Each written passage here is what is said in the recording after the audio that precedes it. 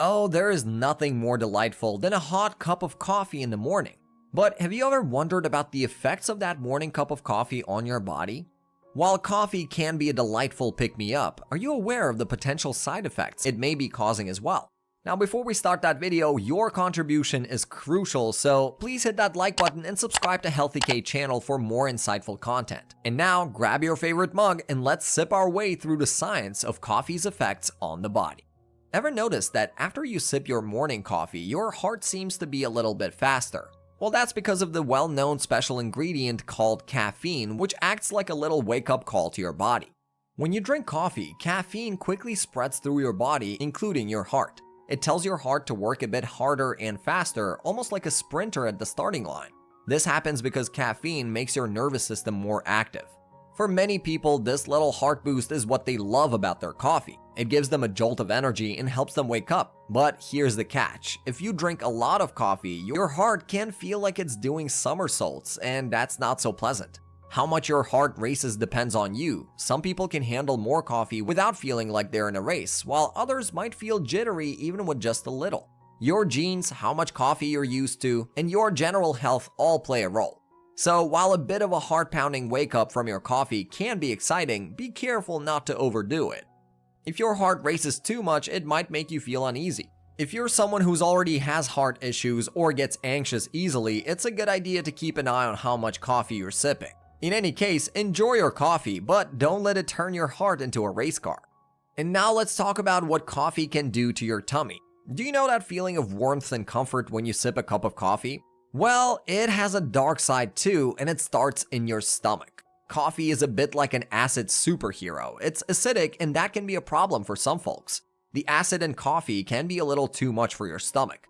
For some people, this irritation can lead to issues like acid reflux or heartburn. It's like your stomach is protesting the coffee invasion, and you end up with a burning sensation in your chest. Ouch. But that's not all. Coffee can be even trickier. If you're a coffee enthusiast and have it in large doses, it can sometimes cause your stomach to throw a real tantrum. You might experience all sorts of discomfort, from tummy aches to unexpected trips to the bathroom. And yes, we're talking diarrhea. So what's the takeaway here? If you have a sensitive stomach or have had digestive issues before, you might want to be cautious with how much coffee you drink. And if you absolutely must have your coffee, consider a milder brew or even decaffeinated coffee to keep your tummy happy. Your stomach will thank you later for it.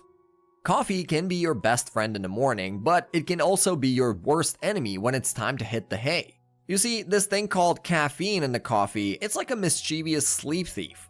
When you enjoy a cup of coffee, you're inviting caffeine to the party. It's a real energizer, and that's great in the morning when you have to wake up, but if you let caffeine stick around in your system, it can wreak havoc on your sleep. Having coffee, especially in the afternoon or evening, is like telling your body, stay awake. It can make it tough for you to drift off to dreamland when bedtime rolls around. You might toss and turn, stare at the ceiling, or just lie there wide awake. This sleep disruption isn't just annoying, it can lead to something worse, sleep deprivation. When you don't get enough sleep, it's like running your car without enough fuel. Your body and brain suffer, and you can become moody, less focused, and even less healthy in the long run. So what can you do? If you want a good night's sleep, it's best to say goodbye to coffee in the late afternoon, or instead drink some soothing herbal tea like chamomile and lavender. Sleep is important, and you don't want caffeine to be the villain in your bedtime story. So you've just had a cup of coffee, and suddenly you feel like you're in a marathon of worries and jitters. That's what the caffeine in the coffee can do to some people, especially those who are already prone to anxiety. Caffeine is like mini fireworks show for your brain. It wakes up your nervous system and says, time to go, go, go. This simulation can be a bit too much for some folks. It's like putting your anxiety on fast forward, and let me tell you, that's not a fun feeling. So if you're someone who already has a touch of anxiety or tends to get nervous easily, it might be a good idea to watch your coffee intake. Too much caffeine can make you feel like you're on a roller coaster of emotions, and not the good kind. The thing is, coffee affects everyone differently. Some people can handle it just fine, while others might feel like they're buzzing with nervous energy. Have you ever felt like you can't start your day without that cup of coffee? Well, you're not alone. Coffee can be quite the charmer, and for some, it can lead to dependency. Think of it like a daily ritual. You're used to that warm, comforting feeling coffee gives you, but here's the twist. When you try to break up with coffee, it might not let go so easily. Suddenly, you're dealing with headaches, fatigue, and crankiness. That's coffee's way of saying, I miss you. These symptoms are what we call withdrawal. It's like your body's way of saying, hey, where's my caffeine? It can be a real challenge for folks trying to cut back on their coffee habit. You might find yourself reaching for that cup again just to make the discomfort go away. Breaking up with coffee or even just taking a break from it can be tough. It's like saying goodbye to an old friend. But it's not impossible. If you want to reduce your coffee intake, try doing it gradually. Cut back a little at a time so your body has a chance to adjust without going into caffeine withdrawal mode. Remember, you're in control, not coffee, so you can enjoy your cup of joe without letting it become your boss.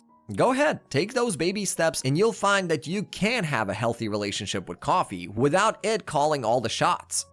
Coffee can be a real eye-opener in the morning, but it can also give your blood pressure a wake-up call. That's because caffeine in coffee can make your blood pressure go up, even if only temporarily. Imagine your blood vessels as tiny roads inside your body. When you have coffee, caffeine acts like a traffic jam on those roads. It makes the blood vessels a bit narrower, and that can cause your blood pressure to rise. For most people, this rise in blood pressure is like a blip on the radar. It comes and goes. But for those with hypertension or folks at high risk of heart problems, it can be a bit concerning. If you're a regular coffee drinker and have concerns about your blood pressure, it's a good idea to keep an eye on it.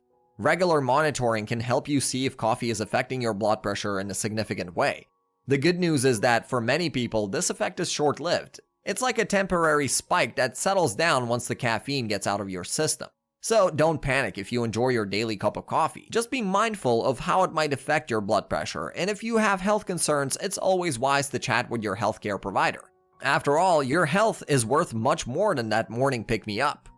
Coffee can be a daily companion, but it might have a bone to pick with your bones. Here's a scoop. If you're a coffee fanatic and you're downing cups upon cups every day, it could be playing a tiny trick on your bone health. Here's how it works. Coffee has a way of making it a bit harder for your body to soak up calcium. Calcium is like the building material for your bones. When you don't absorb enough of it, it can raise concerns about your bone health. But hold on, before you panic and ditch your coffee mug, there's a silver lining. The link between coffee and bone health isn't entirely clear-cut. Researchers are still figuring out the details. What they do know is that moderate coffee sipping is unlikely to give your bones a major headache. It's when you go overboard with coffee that you might want to take a step back. Excessive coffee consumption might, just might, have a small say in your bone health. But remember, it's not the only factor at play. Your overall diet, exercise, and genetics also have a say in how strong your bones are. So if you're worried about your bone health, consider balancing your coffee intake with calcium-rich foods and supplements. And remember, moderation is key. You don't have to break up with your coffee, just make sure it's not the only thing your bones get to hang out with. Ah, that morning cup of coffee, the loyal companion to your day. But here's a little secret. Coffee isn't exactly a best friend to your teeth. It's a bit like a stain artist, and your teeth are its canvas. You see, coffee is known for its dark, rich color, and that color can cling to your teeth over time. It's like a slow, sneaky makeover for your pearly whites, and not in a good way. But fear not, because there are ways to keep your teeth looking bright. First, regular dental hygiene is your savior. Brushing your teeth after your coffee date can help wash away some of those stains. And don't forget to floss to get between nooks and crannies. If you find that your teeth are becoming a bit too friendly with coffee stains, you can consider teeth whitening procedures. These can help undo the effects of coffee's artistic endeavors. So don't worry if you can't resist that morning brew. Just be aware that coffee and your teeth have a complicated relationship. With a little extra care, your smile can stay as bright as ever, even if you and coffee continue to be the best of friends. So, do you like coffee, and how many cups do you drink a day? Let us know down in the comments below, and for everything else, don't forget to hit that like button and subscribe to Healthy Gate channel for more useful health content like this on your feed. As always, thanks for watching.